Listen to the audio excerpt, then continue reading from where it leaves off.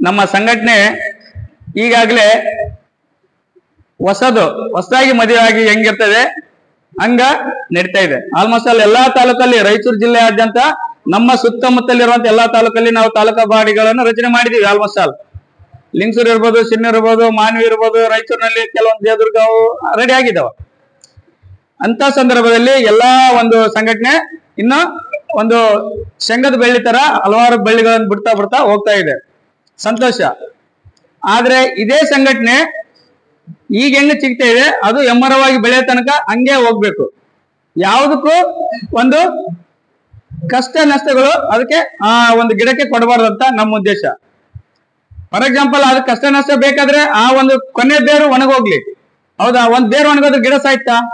ಒಂದು ಕೊಲ್ಲೆ ಒಣಗೋದ್ರೆ ಗಿಡ ಸಾಯ್ತಾ? ಏನು ಆಗಲ್ಲ. ಕೊಲ್ಲೆ ಒಣಗೋಗುತ್ತೆ, ಬಟ್ ಬುಡ ಮಾತ್ರ ಇದು ಮಾತ್ರ ಭದ್ರವಾಗಿ ಉಳ್ಕೊಂಡಿರ್ತದೆ. ಏನ್ ಗಾಳಿಗೂ ಮಳೆಗೂ ಚಳಿಗೂ ಏನು ಅಂದಲ್ಲ. ಕೊಂಬೆಗಳು ಹರಿದಾಡ್ಲಿ ನಗದಾಡ್ಲಿ ಏನೇ ಮಾಡ್ಲಿ. ಸೊ ಹಂಗೆ ನಮ್ಮ ದಲಿತ ಸಂರಕ್ಷಣಾ ಸಮಿತಿಯ ಸಂಘಟನೆ ಯಾವಾಗ್ಲೂ ಬಡ್ಡೆ ಎಮ್ಮರವಾಗಿ ಹೋಗ್ತಾ ಇರುತ್ತೆ. ಸೊ ಈಗ ನಾನೇನ್ ಹೇಳ್ತೀನಿ ಅಂದ್ರೆ, ಹೊಸದಾಗಿ ಮದುವೆ ಆಗಿರುವಂತಹ ಒಬ್ಬ ಗಂಡು ಹೆಣ್ಣು ಹೇಗೆ ಹೊಸದಾಗಿ ಚೆನ್ನಾಗಿರ್ತಾರೆ, ಯಾವ್ದೇ ಒಂದು ಅವ್ನ ಹೆಂಡತಿ ಕೆಲಸ ಮಾಡಕ್ ಹೋದ್ರೆ ಅದ್ ಮಾಡ್ಬೇಡ, ನಮ್ಮ ಅವ್ವ ಮಾಡ್ತಾಳೆ, ನಮ್ಮ ಅಪ್ಪ ಮಾಡ್ತಾನೆ, ನಮ್ಮ ಅಣ್ಣ ಮಾಡ್ತಾನೆ, ನಮ್ಮ ತಮ್ಮ ಮಾಡ್ತಾನೆ ಅಂತೀವಿ, ಹೌದಾ? ಆಮೇಲೆ ಮತ್ತೆ ಯಾವ್ದೋ ಇಲ್ಲ ಬಿಡ್ರಿ ಮಾಡ್ತೀನಿ ಅಂದ್ರೂ ಅವರು ಗಂಡಾದವನು ಬಿಡಿಗೊಡ್ಸಲ್ಲ. ಯಾಕೆ? ಅಲ್ಲಿ ಪ್ರೀತಿ ವಿಶ್ವಾಸ ಅಂದ್ರೆ ಪರಸ್ಪರ ಅಲ್ಲಿ ಗಂಡ ಹೆಂಡ್ರ ಮಧ್ಯೆ ಅಷ್ಟು ಆಳವಾದ ದೀರ್ಘವಾದ ನಂಬಿಕೆ ಮತ್ತು ದೃಢ ವಿಶ್ವಾಸವನ್ನು ಬೆಳೆಸ್ಕೊಂಡಿರ್ತಾರ. ಅದೇ ಗಂಡ ಹೆಂಡತಿ ಒಂದು ಆಡದ ಮೇಲೇನೋ ಅಥವಾ 6 ತಿಂಗಳ ಹೆಂಡತಿಗಳಾದ್ಮೇಲೆ ನೋಡಿ ಅವನ ಕಡೆ ಈ ಒಳಿತಾಗ, ಹೌದಾ? ಪರೀಕ್ಷೆ ಆಗಿರ್ಬೇಕು ತಮ್ಗೆಲ್ಲರಿಗೆ. ಆಗಿನ ಉರುಪು ಈಗಿರಲ್ಲ. ಯಾಕಿರಲ್ಲ? ಅಲ್ಲಿ ಒಂದು ಅನುಭವ. ಯಾಕೆ ಅನುಭವ ಅಂದ್ರೆ ಅದ್ರದ್ದೆಲ್ಲ ನೋಡಿರ್ತೀವಿ. ಹೌದಾ, ಅಯ್ಯೋ ಇದ್ಯಾಕೆ ಬಂತಪ್ಪ ನಾವು ಹಂಗ ಆ ಸ್ಥಿತಿ ಬಂದ್ಬಿಡ್ತತೆ, ಹೌದಾ? ಸೊ ಹಂಗ ಆಗ್ಬಾರ್ದು ಅಂತಂದ್ರೆ ನಮ್ದು ಯಾವಾಗ್ಲೂ ದೃಢ ಮನಸ್ಸು, ಸಂಕಲ್ಪ, ಒಂದು ದೃಢ ನಿರ್ಧಾರ ಅದು ಆಗ್ಬಾರ್ದು. ಅದು ಆಗೋದ್ರಿಂದ ಏನಾಗುತ್ತೆ? ಅದು ಡೈವರ್ಸ್ ಹೋಗುತ್ತೆ. ಇದ್ಯಾಕೆ ಬಂತಪ್ಪ ಅನ್ನೋದ ಒಂದು ಸಂಕಲ್ಪ ಬಂದ್ರೆ ಅದೇನಾಗುತ್ತೆ? ಡೈವರ್ಸ್ ಹೋಗುತ್ತೆ. ಸೊ ಅದೇ ನಾನು ಹೇಳಕ್ ಇಷ್ಟಪಡ್ತೀನಿ. ಈ ಸಂಘಟನೆಯಲ್ಲಿ ಇದ್ದ ನಮ್ಮ ಡೈವರ್ಸ್ ತಗೊಂಡು ಹೋದ, ಹಂಗಂತೇಳಿ ಯಾರಿಗೂ ಡೈವರ್ಸ್ ಕೊಡ್ಬೇಡ ಅಂತ ಯಾರಿಗೂ ಬಲವಂತ ಮಾಡಕ್ ಆಗಲ್ಲ. ಅವು ಡೈವರ್ಸ್ ತಗೊಳ್ಳಿ ಮತ್ತೆ ಬಂದ್ ಮಾಡ್ಕೊಳ್ಳಿ, ಹೌದಾ? ಬಂದ್ ಮಾಡ್ಕೊಳ್ಳಿ, ಡೈವರ್ಸ್ ತಗೊಳ್ಳಿ. ಡೈವರ್ಸ್ ತಗೊಂಡ್ರೆ ಆದಷ್ಟು ಸೀಟಿಗೆ ಇನ್ನೊಬ್ರು ಬಂದೇ ಬರ್ತಾರೆ. ಬಟ್ ಸಂಘಟನೆ ಮಾತ್ರ ಎಮ್ಮರವಾಗಿ ಬೆಳಿಲೇಬೇಕು, ಭದ್ರ ಮಾತ್ರ ಬುನಾದಿ ಆಗಿರ್ಬೇಕು, ಹೌದಾ? ಸೊ ಹಂಗಾಗಿ ಬಾಬಾ ಸಾಹೇಬ್ರನ್ನ ನಾವೆಲ್ಲಿ ಕಾಣ್ತೀವಿ? ಈ ಎಲ್ಲಾ ಸಂಘಟನೆ ಮಾಡ್ತಿರೋದು ದಲಿತರು. ಯಾರು ಮೇಲ್ವರ್ಗದ ಜಾತಿ ಜನಾಂಗದವರು ನಮ್ಮಂಗ್ ಕುಂತು ಅಲ್ಲಿಗೆ ಹೊಡೆದು ಅದು ಬೇಕು ಇದು ಬೇಕಂತ ಯಾರು ಅನ್ನಲ್ಲ, ಯಾವ ಜಾತಿಯವರು ಅನ್ನಲ್ಲ. ನಾವು ಮಾತ್ರ ಅಂತೀವಿ. ಯಾಕಂತೀವಿ ಅಂದ್ರೆ ಅದು ಇತಿಹಾಸದ ಕಾಲದಿಂದಲೂ ಬಂದಂತ ಒಂದು ಸಮಸ್ಯೆ, ಒಂದು ಪಿಡುಗು.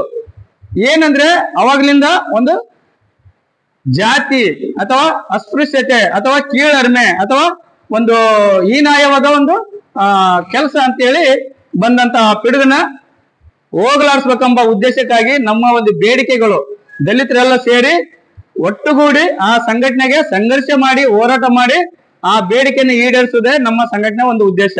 ಆ ಬೇಡಿಕೆ ಈಡೇರಲಿಲ್ಲ ಅಂದ್ರೆ ನಮ್ಮ ಸಂಘಟನೆ ಮಾಡಿನೂ ವೇಸ್ಟೇ. ನಾವು ಆ ಬೇಡಿಕೆ ಈಡೇರಿಸಬೇಕಂದ್ರೆ ನಾವೆಲ್ಲ ತಾಲೂಕು ಅಧ್ಯಕ್ಷರು, ರಾಜ್ಯಾಧ್ಯಕ್ಷರು, ಎಲ್ಲಾ ಜಿಲ್ಲಾಧ್ಯಕ್ಷರು ಸೇರಿ ಒಂದು ಒಡಗೂಡಿ ಆ ಒಂದು ಸಂಘಟನೆ ಪ್ರಯುಕ್ತ ಇಲ್ಲಿ ಸಭೆ ಸೇರಿಸಲು ಇವತ್ತು ಮಲ್ಲೇಶ್ವರ ಒಂದು ಆಸ್ಪದ ಮಾಡಿಕೊಟ್ಟಾರ.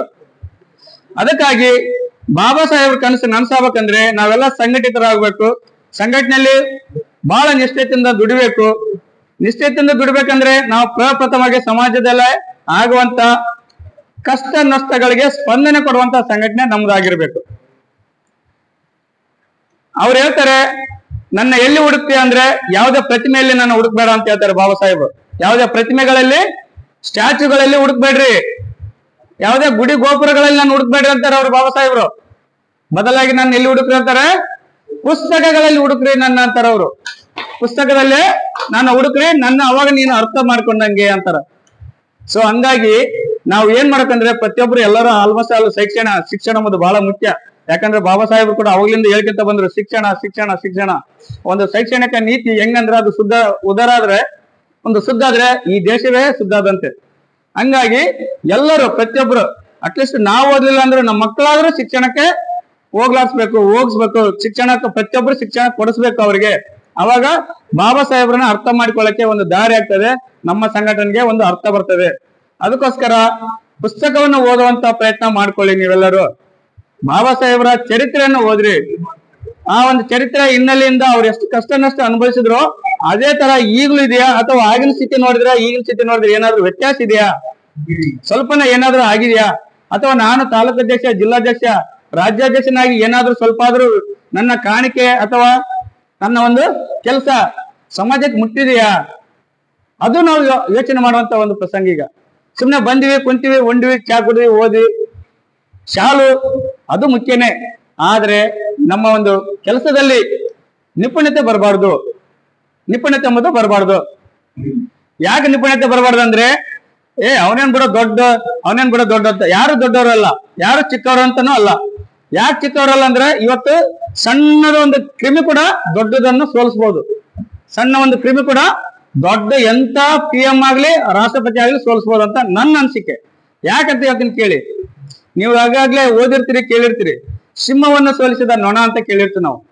ನೊಣ ಬಂದ್ರೆ ಹಿಂಗ್ ಮಾಡ್ಕೊಂತೀವಿ ನಾವು, ಬಿಡಪ್ಪ ಚಿ ಬಂತಂತ. ಹೌದಾ?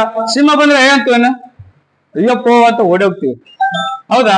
ಹಂಗಿದ್ದಾಗ ಆ ಒಂದು ನೊಣ ಸಿಂಹನ ಹತ್ರ ಬಂತಂತ, ಒಂದು ಸಹಾಯ ಕೇಳ್ತಂತೆ, ನಾನ್ ನಿನ್ ಮೇಲೆ ಕೂಡ್ಬೇಕು ಸಿಂಹರಾಜ, ನಿನ್ ಮೇಲೆ ಕೂಡ್ಬೇಕು ಅಂತಂತ.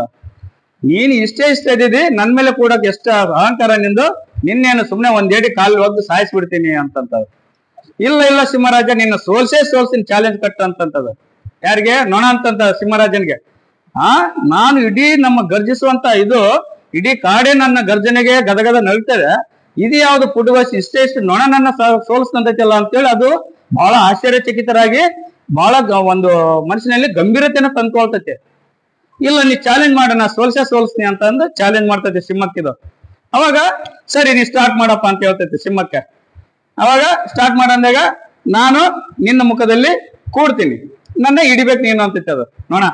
ನಿನ್ ಮುಖದಲ್ಲಿ ಕೂಡ್ತೀನಿ ನಾನು, ನನ್ನ ನೀನ್ ಹಿಡಿಬೇಕು, ಅವಾಗನೇ ನೀನ್ ಸಿಂಹರಾಜ ಆಗ್ತಿದೆ, ಇಲ್ಲಾಂದ್ರೆ ನೀನು ಇಲಿರಾಜ ಆಗ್ತಿದೆ ಅಂತ ಹೇಳ್ತದೆ. ಅದೇನ್ ಬಿಡು ಸುಮ್ನೆ ಒಂದೇಟ್ ಹಿಡಿತೀನಿ ನಾನು ಅಂತ ಹೇಳ್ತದೆ ಸಿಂಹ. ಅವಾಗ ನೊಣ ಬರ್ತದೆ ಅವನ ಮುಖಕ್ಕೆ, ಸಿಂಹರಾಜ ಮುಖಕ್ಕೆ, ಹಂಗೆ ಜೀ ಅಂತ ಬಂದು ಒಂತಲ್ಲಿ ಕೂಡ್ತದೆ. ಇಲ್ಲಿ ಕುಂತದಲ್ಲ ಅಂತೇಳಿ ಅದೇ ಮಾಡ್ತಾ ಪಟ್ ಅಂತ ಹೊಡ್ಕೊಂತ ಸಿಂಹ ಹಿಂಗೆ ಹಿಡಿಬೇಕಂತ ಸಿಟ್ಟಿಲಿಂದ. ಆದ್ರೆ ನೊಣ ತಪ್ಸ್ಕೊಂಡು ಅವನ ಮುಖಕ್ಕೆ ಗಾಯ ಆಗ್ತದೆ. ಅಂತ ಮತ್ತಿದೆಲ್ಲ ಸಿಂಹಕ್ಕೆ ಕೋಪ, ಮತ್ತೆ ಇಲ್ಲಿ ಬಂದ್ ಕೂರು ಅಲ್ಲೆಲ್ಲೆಲ್ಲ ಮುಖ ತುಂಬಾ ಗಾಯ ಮಾಡ್ಕೊಂತದೆ, ರಕ್ತ ಗಾಯ ಆಗ್ತದೆ, ಹರ್ಸ್ಕೊಂತದೆ, ಸತ್ಯ ಅಂತದೆ ಅದು. ಯಾಕಂದ್ರೆ ರಕ್ತ ಸೋರ್ತಾ ಇರ್ತದೆ. ಅವಾಗ ನೊಣ ಬಹಳ ಗಂಭೀರತೆಯನ್ನ ಸಿಂಹಕ್ಕೆ ಪಾಠ ಕಲಿಸ್ತದೆ. ಯಾಕೆ ಕಲಿಸ್ತದೆ ಅಂದ್ರೆ ಇಲ್ಲಿ ನೋವು ಅನುಭವಿಸಿದ್ದು ಸೋತಿದ್ದು ಸಿಂಹರಾಜ. ಅದಕ್ಕೋಸ್ಕರ ನಾವೇನಂತೀವಿ, ಎಷ್ಟೇ ದೊಡ್ಡ ವ್ಯಕ್ತಿ ಆದ್ರೂ ಯಾವನೇ ಇದ್ರು ನಾವು ಸಂಘಟನೆಕಾರರು. ಅವನಿರ್ಬೋದು ತಹಸೀಲ್ದಾರ್, ಅವನಿರ್ಬೋದು DC, ಅವನಿರ್ಬೋದು SP, DG, ಅವನ್ ಪಾಡಿಗೆ ಅವನು. ನಮ್ಮ ಸಂಘಟನೆಯಲ್ಲಿ ನಾವೇನ್ ಮಾಡ್ಬೇಕು, ನಮ್ಮ ಹೋರಾಟ, ನಮ್ಮ ಅನ್ಯಾಯ ಆಗಿದೆ, ನಮ್ಗೆ ಸಮಾಜಕ್ಕೆ ಒಂದು ಕಳಂಕವನ್ನು ತಂದಿದೆ, ನಮ್ಮ ಸಮಾಜದಲ್ಲಿ ಇಂಥ ಒಂದು ಕೃತ್ಯ ನಡಿಬಾರ್ದು, ಆದ್ರೂ ನಡೀತಾ ಇದೆ, ನಾನು ಇದೊಂದು ಶಾಲಕ್ಕೆ ಕೂಡ್ತೀನಿ, ನಮ್ಮ ತಾಲೂಕಾ ಬಾಡಿನ, ಜಿಲ್ಲಾ ಬಾಡಿನ, ರಾಜ್ಯ ಬಾಡಿ ತನ್ನ ಮುಟ್ಲಿ ಅಂತ ನಾವು ಕೂತ್ರೆ ಅಲ್ಲಿ ಎಂತ ಆನೆ ಬಲ ಆದ್ರೂ ಸಿಂಹ ಬಲ ಆದ್ರೂ ನಾವು ಅದನ್ನ ಸೋಲಿಸಬಹುದು ಅಂತ ನನ್ನ ಒಂದು ಅನಿಸಿಕೆ. ಯಾಕಂದ್ರೆ ಈ ಒಂದು ಸಂಘಟನೆಯಿಂದ ಈಗಾಗಲೇ ಸಾಕಷ್ಟು ಸ್ಪೆಷಲಿ ಹೆಣ್ಣು ಮಕ್ಕಳ ಲೈಂಗಿಕ ದೌರ್ಜನ್ಯ ಕೇಸುಗಳು ಕೇಳಿರ್ಬೇಕು ಸಾಕಷ್ಟು. ಈ ಸಮಾಜದ ಮುಖ್ಯವಾಗಿ ಬರೋದು ಸ್ವಲ್ಪ, ಇನ್ನು ಹೊರಗಡೆ ಕಾಣ್ಲಾರಂಗ ಆಗೋ ಎಷ್ಟೋ ಇದ್ರಲ್ಲಿ ಪ್ರತಿಯೊಂದು ಕೆಲಸದಲ್ಲಿ ಲೈಂಗಿಕ ದೌರ್ಜನ್ಯ ಆಗ್ತದೆ. ಯಾವ್ದೋ ಒಂದು ಸ್ಟಾಫ್ಗಳು ಎಲ್ಲ ಕೂತಿರ್ತಾವ, ಅಲ್ಲಿ ಒಬ್ಬ ಹೆಣ್ಮಕ್ಳಿಗೆ ಅವನ್ನ ಆ ಅಮ್ಮನ ಒಂದು ಅನೈತಿಕವಾಗಿ ನೋಡಿ ಆಕಿ ಚಿತ್ರಹಿಂಸೆ ಕೊಡೋದು, ಚಿತ್ರಹಿಂಸೆ ಕೊಟ್ಟು ಆಕಿ ತನ್ನ ಹಿಂಸೆಯನ್ನು ಹೇಳ್ಕೊಳ್ಳಾರ್ದೆ ಅದು ಒಂದು ಚಿತ್ರಹಿಂಸೆಯನ್ನು ಅನುಭವಿಸೋದು. ಸೊ ಇಲ್ಲೇ ವ್ಯಾಕರಣ ಮುದುಗಲ್ ಹತ್ರ ವ್ಯಾಕರಣ ಹುಡುಗಿ ನಿನ್ನೆ ಗೌಡ್ರು ಲಿಂಗತ್ರ ಹುಡುಗಿ ತಗೊಂಡು ಓಡೋಗಿದ್ದಾಳ. ಮುದುಗಲ್ ಪೊಲೀಸ್ ಸ್ಟೇಷನ್ ಬಂದು ಕೂತಾರೆ. ಇವಾಗ ಏನಂದ್ರೆ ಅವನು ಆ ಹುಡುಗಿ ನೆತ್ತಕ್ಕೆಂದು ಹೋಗ್ಯಾನ, ಮಸ್ತ್ ಬೆಂಗಳೂರಲ್ಲಿ ಮಜಾ ಮಾಡ್ಯಾನ. ಈಗ ನಮ್ಮ SC ಹುಡುಗಿ ಮತ್ತೆ ಈಗ ಏನಂತಾನೆ, ಇಲ್ಲ ನಮ್ ಸಮಾಜ ನಿಮ್ ಸಮಾಜ ಬೇರೆ ಬೇರೆ, ಈಗ ಮರ್ಯಾದೆ ಮುಖ್ಯ ಅಂತ ಈಗ ಮರ್ಯಾದೆಯ ಅರಿವು ಬಂದಿದೆ. ಈಗ ಮರ್ಯಾದೆಯ ಅರಿವು ಬಂದದ್ದು ಯಾರಿಗೆ? ಹುಡುಗಿಗೂ ಬಂದೈತೆ, ಹುಡುಗನು ಬಂದೈತೆ. ಅದಕ್ಕಿಂತ ಪೂರ್ವದಲ್ಲಿ ಯಾರಿಗೆ ಅರಿವು ಇರ್ಲಿಲ್ಲ ಅದ್ರ ಬಗ್ಗೆ.